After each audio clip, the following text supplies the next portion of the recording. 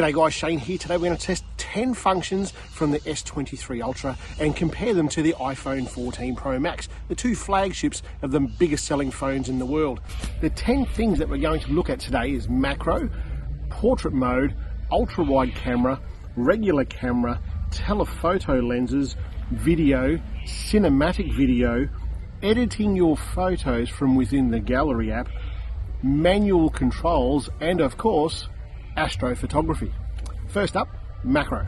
Before we get into this, I'm going to record all of this video on the iPhone 14 Pro Max and on the S23 Ultra. So down the bottom there you're going to see a symbol. The audio is going to be directly to the camera from where I'm sitting right here, and when I move around, and it's going to be the same for both phones. So we'll compare that as you go through. How does it sound? How does it sound compared to the two phones? I'll interrupt this really quickly. If you've lasted, what's that, about 53 seconds or so? If you've lasted that long, you're a bloody legend these days. Really hard to keep people's attention. What I'm doing today, and this is the first video I'm going to do this in, I'm going to keep doing this. Over on the website, shanemosson.com, I've got a heap of presets there for mobile photography, and I'm giving a whole set away each and every video for free. All you got to do is watch for a code word. It's going to be down the bottom here, and you need to comment that code word in the comments of this video. I'm going to pick a person who comments randomly, send you a message, you shoot me an email, and I'll give them all to you for free. Let's get back into this. Macro is enabled on both of these phones directly, and it does it automatically. All you got to do is get close enough, and it's going to switch to macro mode on both of these phones. I took some photos macro. I'll show you what they look like compared to each other. The ease of use of these things, in my opinion, is neck and neck.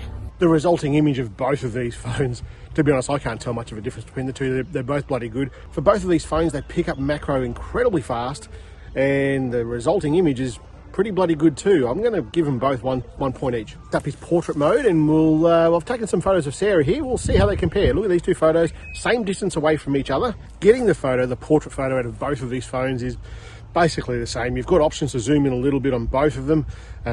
It picks up the subject really well. It blurs the background incredibly well on both phones. I'd have to say it's even up until this point. But when I look at the color, especially around Sarah's mouth, the Samsung, it really saturated it a lot, and it doesn't make it look very pleasing.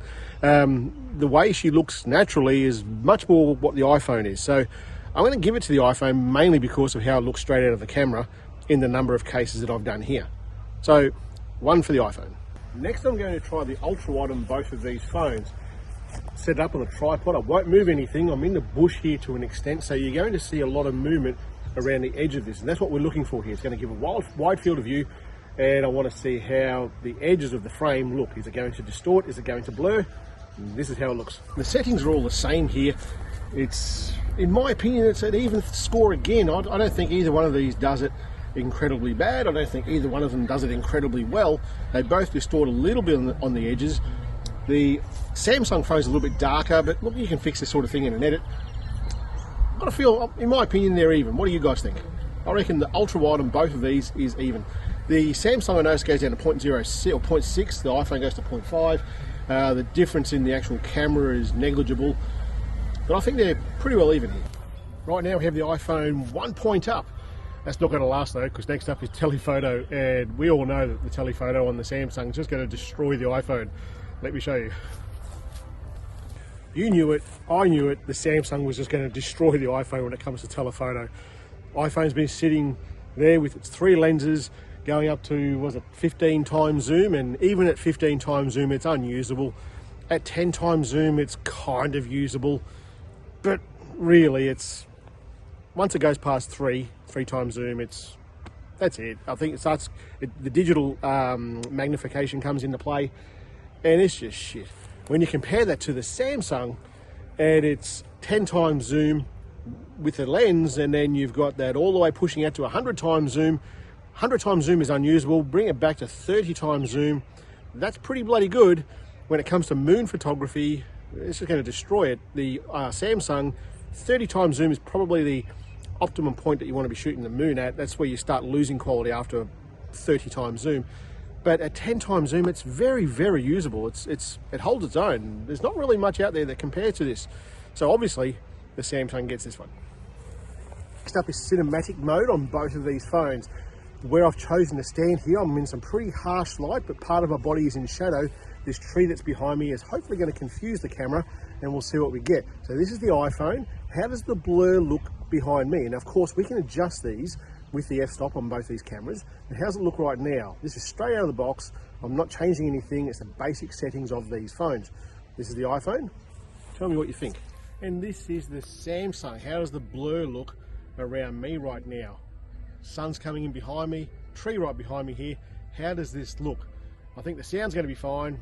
I'm interested in the blur around my head, the blur around my arms as I move them around. How does it look? They're pretty much the same in my opinion. You can adjust the blur strength on the Samsung, you can adjust the f-stop electronically or digitally with the iPhone, and with the iPhone you can even do it afterwards. So that's, the iPhone's a little bit up in that regard, but we're not talking about editing here, we're just talking about straight out of the camera, doing that cinematic mode or portrait video.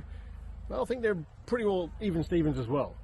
Let's have a look at some video and in particular the stabilization of these two phones.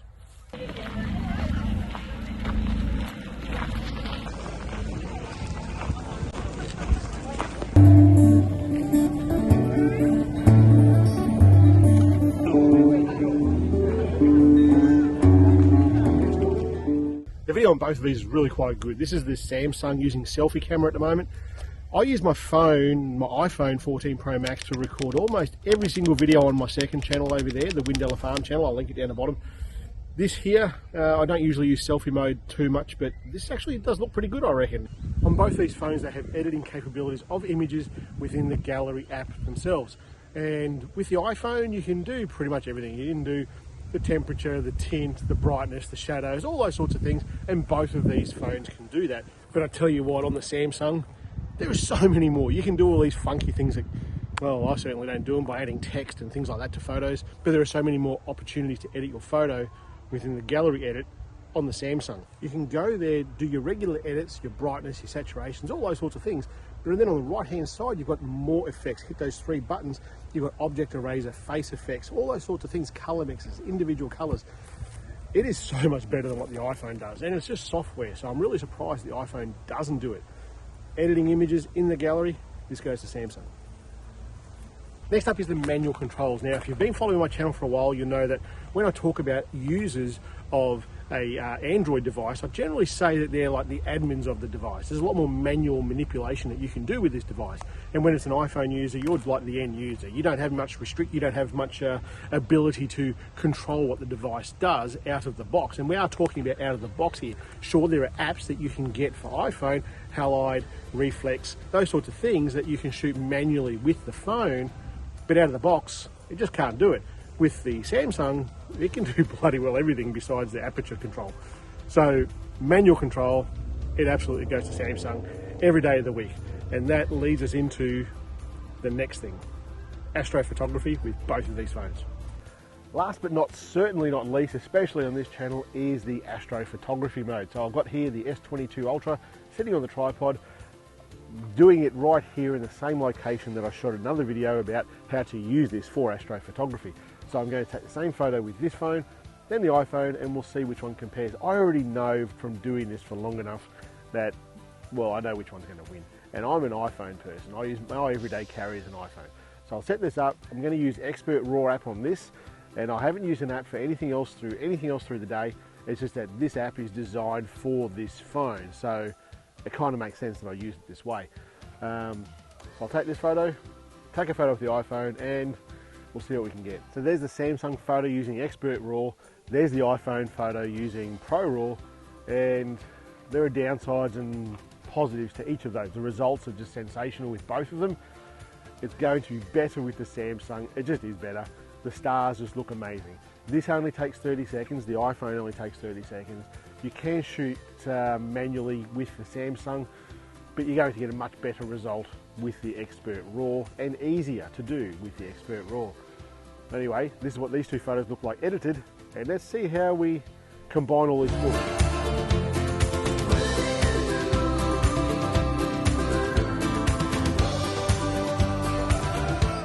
Well, there we go, with Astro done as well. We're looking at 5 to the iPhone, 8 to the Samsung. Samsung is the clear winner here. It leads you to ask, what phone do I use? I use the iPhone. But the reason for that is a totally different story. We'll get onto that another time. Catch you later, guys.